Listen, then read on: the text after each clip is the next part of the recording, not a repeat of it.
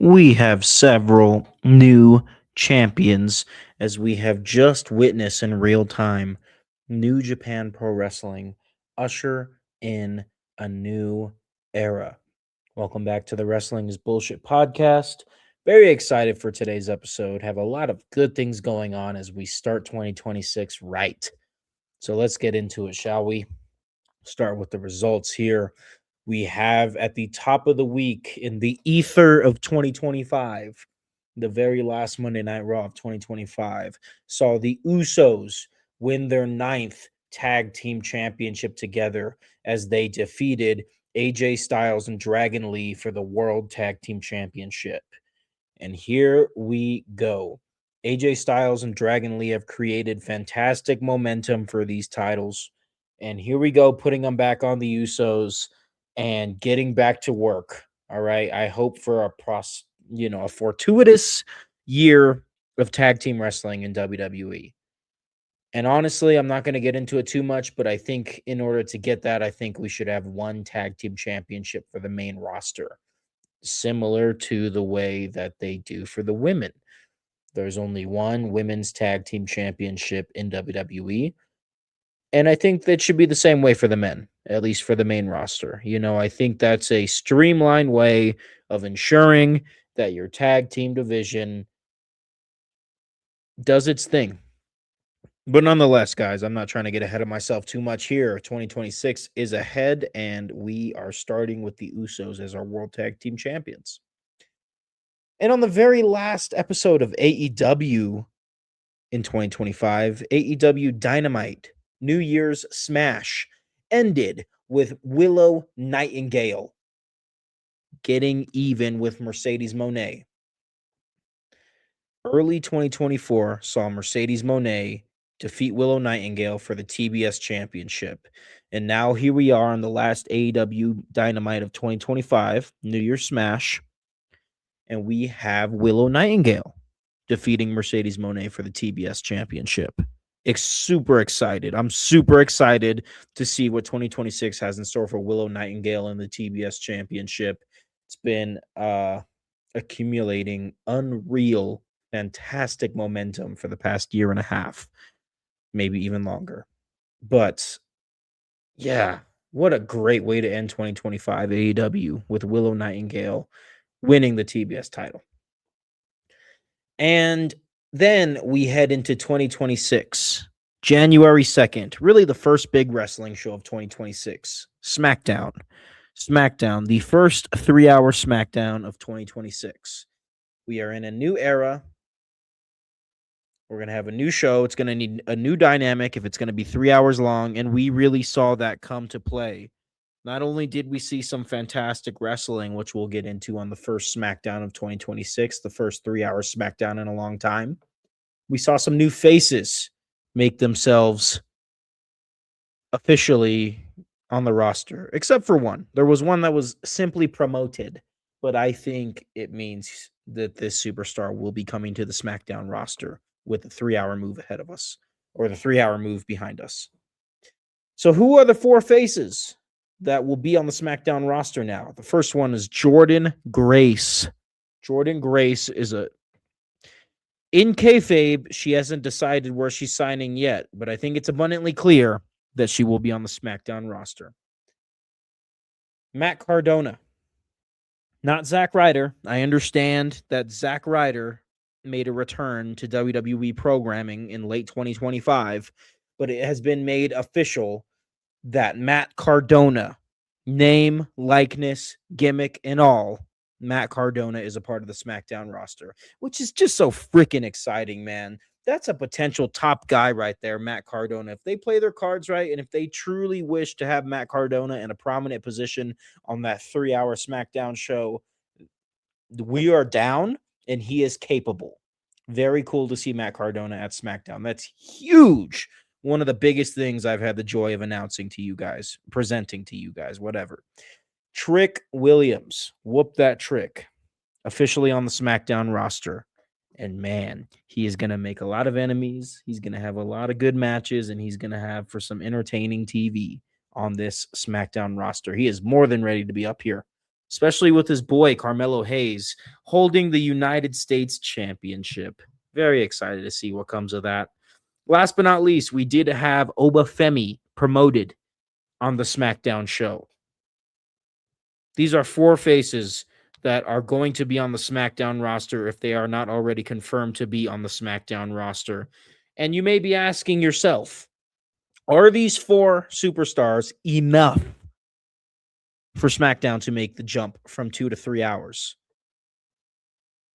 Some may say yes, some may say no. Here's what I'll say. I don't think we're done. I think we have more faces coming to this SmackDown roster as it will continue to expand week in and week out for the next couple of weeks.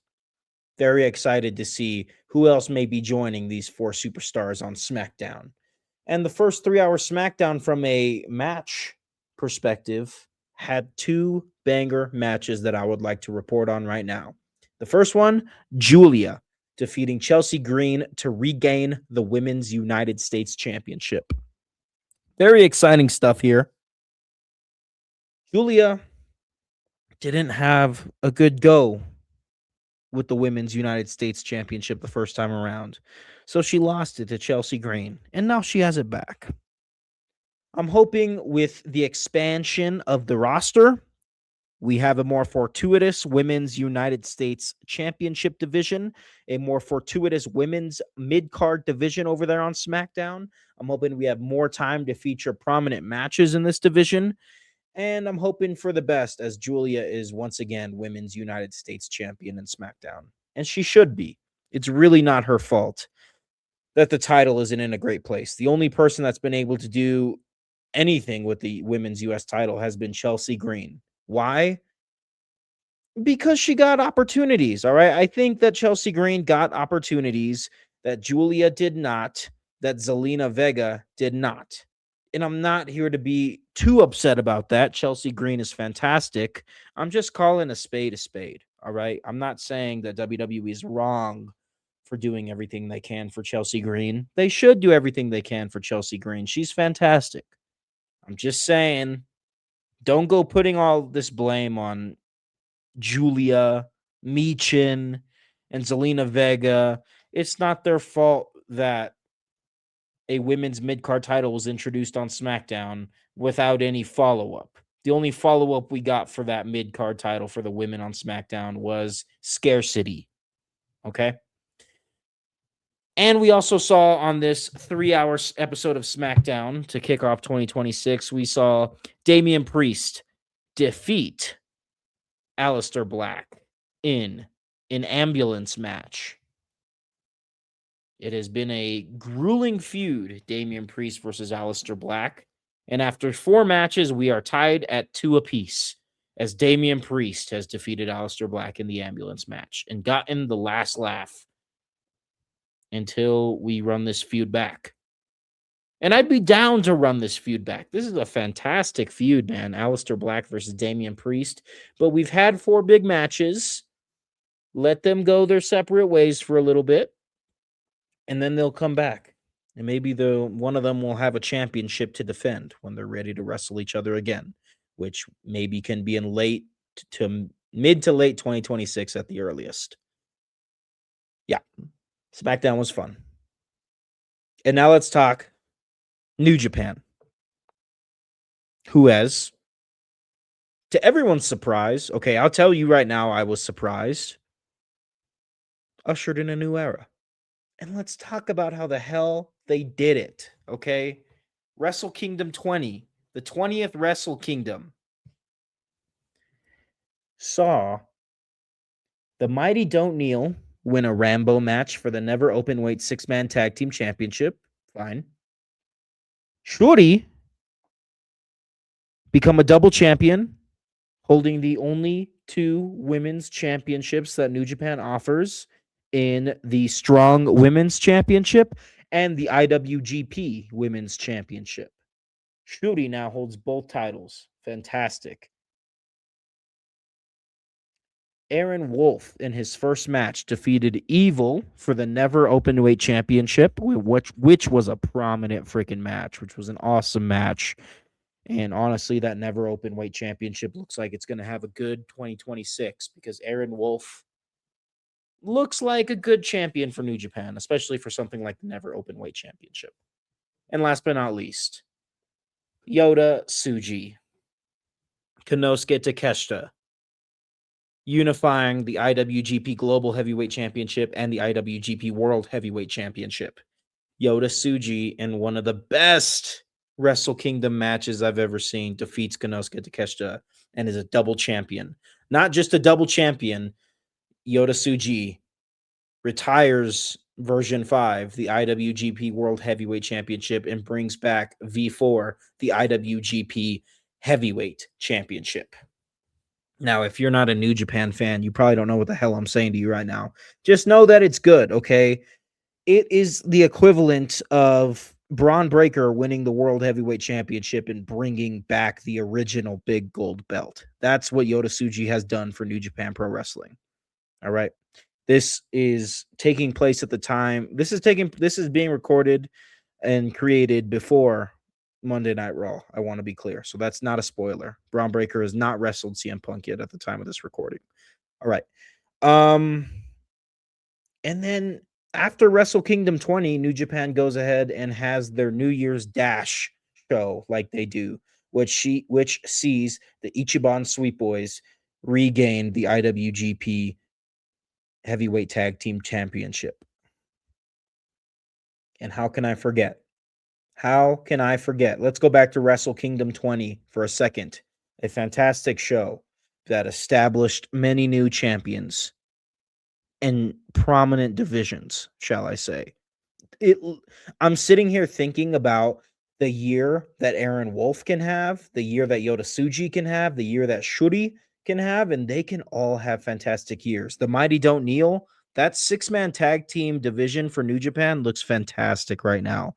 They have come out of nowhere and shown abundance and prominence, and it's going to look like a record year for New Japan according to recent history, okay? And I'm insinuating that New Japan has been mediocre over the past few years. It looks like they're finally getting out of that. Looks like they're turning a new leaf. But before we get started with this brave new era for New Japan Pro Wrestling, we had to say goodbye. We had to close the book of yesteryear. And we did so with Hiroshi Tanahashi's last match against Kazuchika Okada, which was a freaking fantastic match. The fact that I got to watch this main event that probably went over a lot of people's heads. I'm sure a lot of people slept in opposed to watching Wrestle Kingdom 20, and I can't blame them. I watched Wrestle Kingdom 19 last year, and I felt disappointed because, you're staying up in the middle of the night to catch this show. It better transcend time and space if I'm going to stay up in the middle of the night to watch wrestling. And it's okay if they don't do that. They did not do that in Wrestle Kingdom 19 last year. This year, just days ago, I can confirm that they did, not only by setting up dominant, fantastic champions and faces of the company the way that they did in Yota Tsuji and Shuri and Aaron Wolf, who will fill big shoes. You name it. Not only from that, but from the main event, just saying goodbye to what was a golden age of professional wrestling, a golden age of New Japan Pro Wrestling. Before AEW, you got to understand, New Japan kept people around, kept people watching wrestling. When Vince McMahon was doing his dementia booking over there on Monday Night Raw and Friday Night SmackDown, New Japan Pro Wrestling was delivering. Hiroshi Tanahashi, we can thank for that.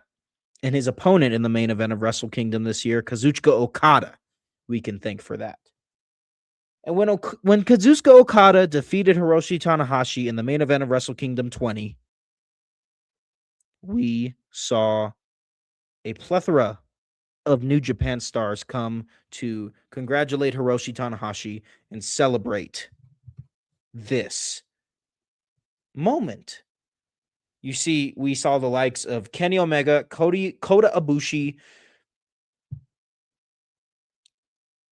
Will Ospreay, Switchblade Jay White, and even Tetsuya Naito, who is wrestling for Pro Wrestling Noah and not wrestling for New Japan anymore, came out to congratulate Hiroshi Tanahashi.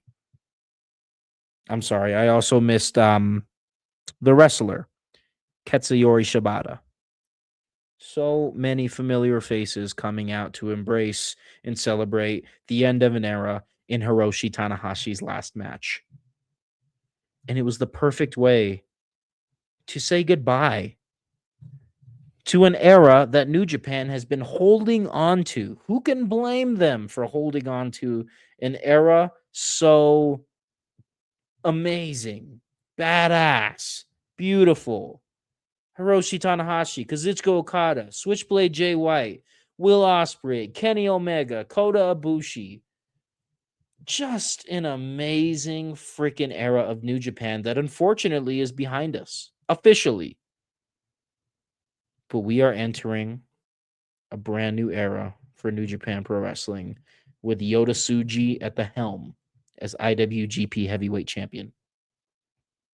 And I have faith, okay? It was amazing to have Hiroshi Tanahashi's last match and his retirement tour, but I think he's going to be of greater impact to New Japan Pro Wrestling behind the scenes. And that is what we are heading to see. And we created a megastar in Yota Tsuji. We created divisions that make New Japan worth tuning into in the middle of the night for us Americans, at least, and Canadians and Mexicans, now that I think about it. We are healing. If you're a New Japan Pro Wrestling fan, we are healing. It was looking grim for a fat minute there for New Japan Pro Wrestling, but they've done it. They've turned a new leaf, and I'm excited to see what the future holds. All right. Wow. I mean, I'm, I surprise myself sometimes. That was not in a script or anything. None of this stuff is. I have loose guidelines for the topics that I talk about, but I'm getting half decent at this podcasting thing, and I'm not going to toot my own horn here.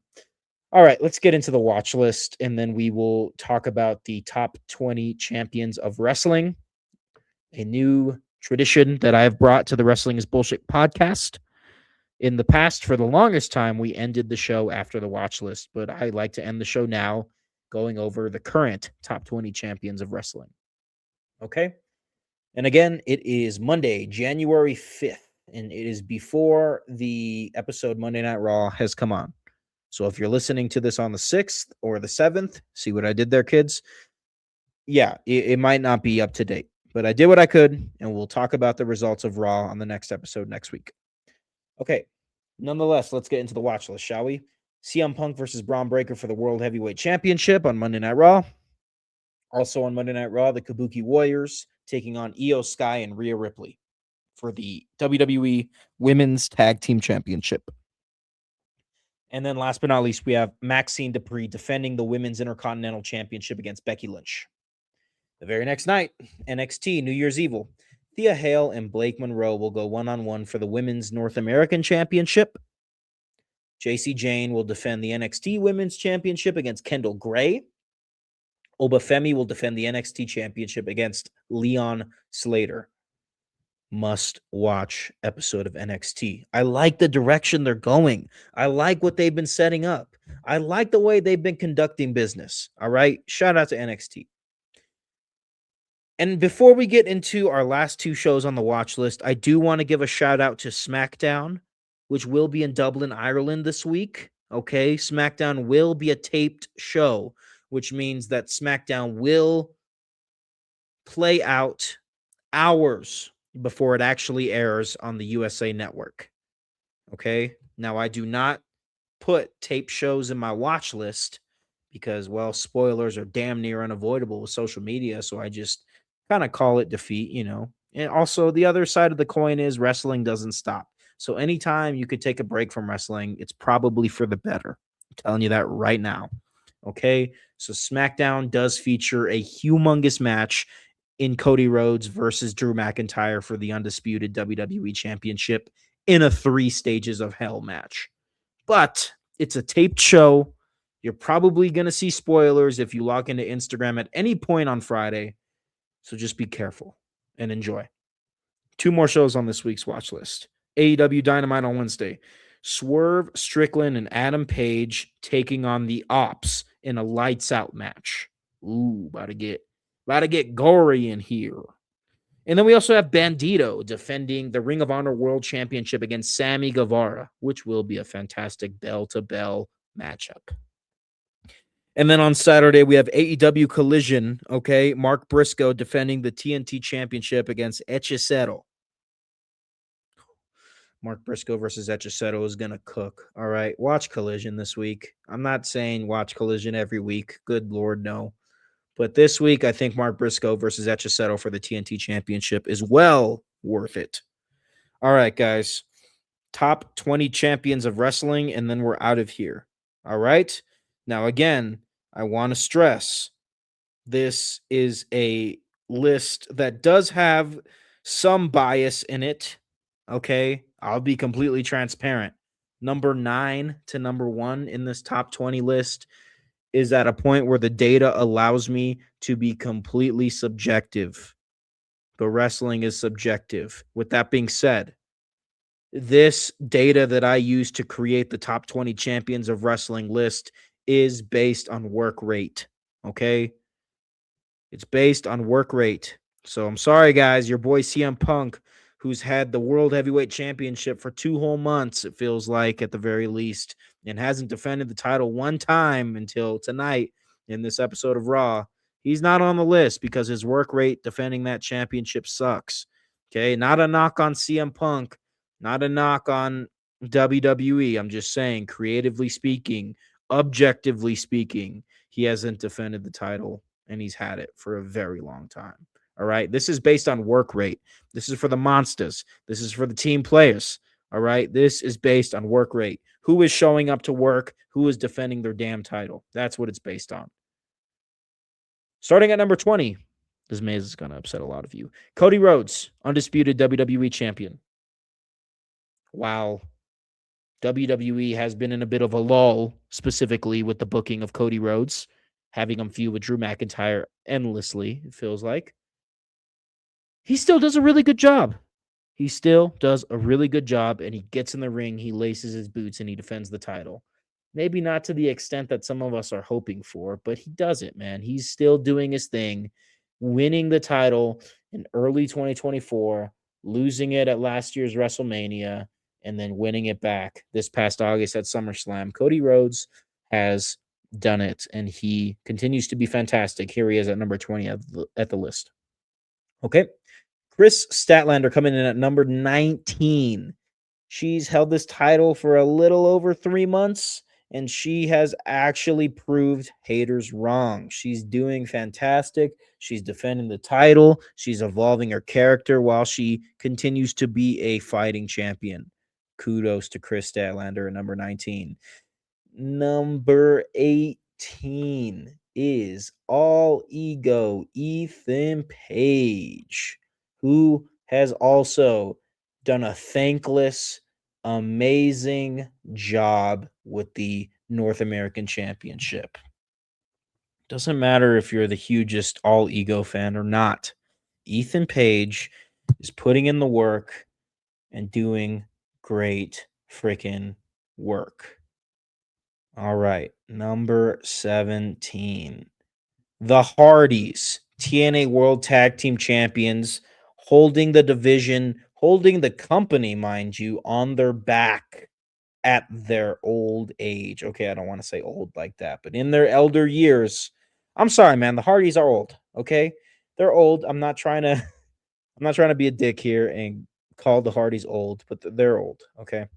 But they nonetheless, man, they are the TNA World Tag Team Champions, and they continue to be their awesome selves, which is just unreal. A true. They say Father Time is undefeated.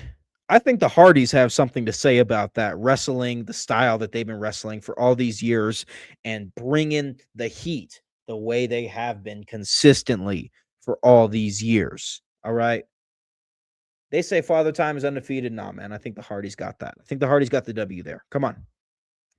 All right. Number 16.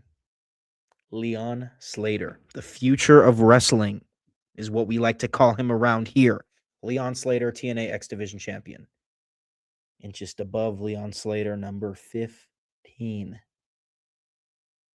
Women's world champion Stephanie Vaquer, who has been one of the most prominent champions on the main roster.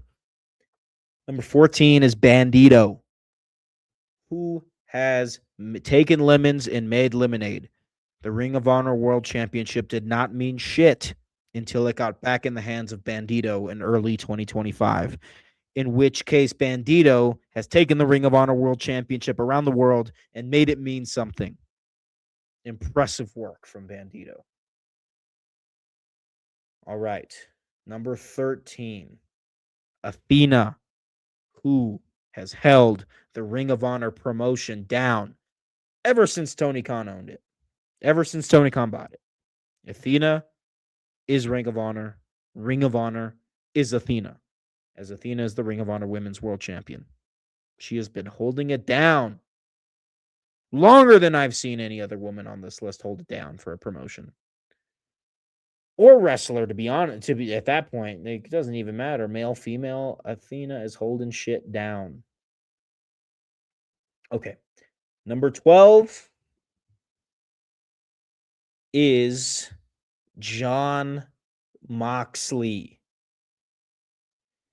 Number 12 is Jon Moxley, who has committed himself to defending the Continental Championship on AEW programming. I understand they've only been eliminator matches, but he's 2 for 2. He's only been champion for 2 weeks, and he's had 2 eliminator matches. That's got to count for something, man. I got to say, that's got to count for something. Let me tell you. All right. Here we are in the 10-1 spot on the second half.